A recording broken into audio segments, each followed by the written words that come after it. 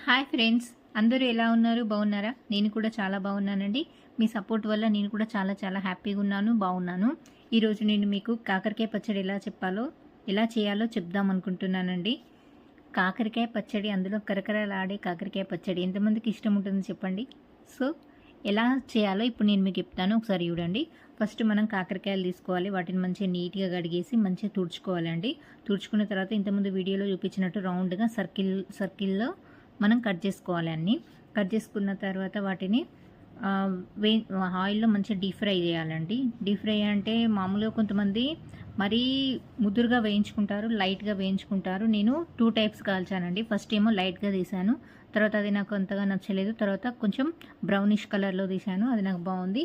కొంచెం కరకర ఆడుతూ ఉండాలి కదా, చూస్తున్నారు కదా వీడియోలో. ఇట్లా చూస్తే స్పైసెస్ ఇట్లా కరకరం అనేలా ఉండాలి, అందుకే నేను అలా కాల్చాను. చూసారు కదా. దానికోసం మొత్తం కాకరకాయలన్నీ కాల్చేసి పక్కన పెట్టుకున్నాను. ఒక ముక్కుడు పెట్టేసుకొని పొయ్యి పైన ముక్కుడు పెట్టేసుకొని దాంట్లో జీలకర్ర, ఆవాలు, మెంతులు, ఇంకా నేను సోంపు కూడా వేసాను. ఆ రోజు మీకు నేను చెప్పాను కదా, గుర్తుందా? కలాంజీ అని చెప్పి. కలాంజీ అంటే ఇదేనండి, బ్లాక్ కలర్లో ఉంటుంది. వీటన్నిటిని లో ఫ్లేమ్లో సన్నటి మంట మీద దూరగా వేయించుకోవాలి. హై పెట్టుకొని వేయించకూడదు, వాటిని మార్చకూడదు. మెల్లిగా కొంచెం సన్న మంట పెట్టుకుని వాటిని లో ఫ్లేమ్లో బాగా వేయించాలి అండి. అది అడుగంటకుండా స్పూన్తో అలా అలా తిప్పుతూ ఉండండి. అది వేగడం అయిపోయిన తర్వాత దాన్ని తీసి మంచిగా చల్లారనివ్వండి. చల్లారనిచ్చిన తర్వాత మిక్సీ పట్టండి. మరీ స్మూత్గా బ్లైండ్ చేయడం కాదండి, జస్ట్ కచ్చాపచ్చాగా అట్లా చేయండి. బాగా స్మూత్ పేస్ట్ లాగా అవసరం లేదు, నార్మల్గా అయితే సరిపోతుంది.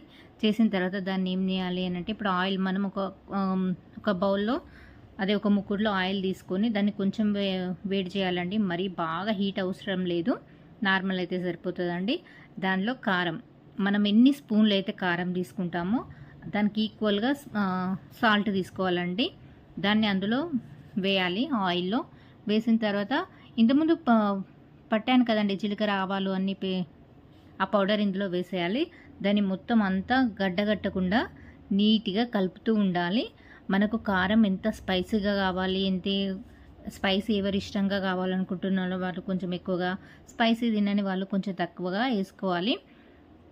చెప్పాను కదా, కారం ఎంత వేసుకుంటామో దానికి తగ్గట్టుగా సాల్ట్ వేసుకోవాలి. 2 స్పూన్స్ కారం వేసుకుంటే 2 స్పూన్స్ సాల్ట్ వేసుకోవాలండి. ఇప్పుడు నేను అదే పని చేశాను. మొత్తం ఈక్వల్ మంచిగా నీట్గా కలుపుకోవాలి. కలిపేసుకున్న తర్వాత మనం కాల్చిన కాకరకాయ ముక్కలు ఉన్నాయి కదండి, ఇప్పటి వరకు అవి పక్కన పెట్టేసుకున్నాం కదా, వాటిని ఇందులో నీట్గా కలపడమే. అన్నీ అందులో పోసేసి నీట్గా కలిపేయాలి. ఎట్లా అంటే అవి విరగకుండా మంచిగా పట్టుకొని మెల్లిగా అటు ఇటు కలుపుతూ ఉండండి. నీట్గా కలిపేసిన తర్వాత వాటిని ఒక 2-3 డేస్ కానీ 4-5 డేస్ కానీ మంచిగా జాడీలో పెట్టుకొని ఉంచుకోండి. అప్పుడు అది 2-3 డేస్ తర్వాత మగ్గుతుంది కదండి, అప్పుడు టేస్ట్ మాత్రం సూపర్గా ఉంటుంది. మీలో ఎంతమందికి కాకరకాయ పచ్చడి అంటే ఇష్టం? నేను లాస్ట్లో కొంచెం లెమన్ కూడా యాడ్ చేశానండి. మీకు ఎవరికైనా నచ్చితే లెమన్ కూడా యాడ్ చేసుకోండి, వద్దనుకున్న వాళ్ళు అవాయిడ్ చేయండి. నాకు లెమన్ నచ్చుద్ది కాబట్టి అందులో యాడ్ చేశాను. మీరు కూడా వీలైనంత వరకు యాడ్ చేయడానికి ట్రై చేయండి. నా వీడియోస్ మీరు చూస్తున్నారు కదా, నా వీడియోస్ కనుక మీకు నచ్చినట్టయితే లైక్, షేర్, సబ్స్క్రైబ్ మర్చిపోకండి. మీ ఇంట్లో కూడా ఈరోజు కాకరకాయ పచ్చడి పెట్టుకొని ఎలా ఉందో టేస్ట్ చేసి నాకు టెక్స్ట్ చేయండి.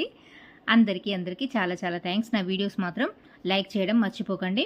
ఈరోజు మా ఇంట్లో కాకరకాయ పచ్చడి పెట్టాను కదా, రేపు టేస్ట్ చేసి ఎలా ఉందో నేను మీకు చెప్తాను. అదే 2-3 డేస్ మగ్గాలని చెప్పి నేను అదంతా ఒక గిన్నెలోకి ఎత్తేసి తర్వాత దాన్ని జాడీలో పెట్టేసి ఉంచుతాను. అప్పుడు మేము 2 డేస్ తర్వాత తిందాం అనుకుంటున్నాం. అప్పుడు మీరు చూసుకోండి. మీరు కూడా ఎలా ట్రై చేయండి, చాలా బాగుంటుంది కాకరకాయ పచ్చడి. టేస్టీ కాకరకాయ పచ్చడి నాకు మాత్రం చాలా బాగా నచ్చుద్దండి. మీరు కూడా ఇంట్లో ఒకసారి ట్రై చేసుకోండి. ఎంతమందికి కాకరకాయ పచ్చడి అంటే ఇష్టం చెప్పండి?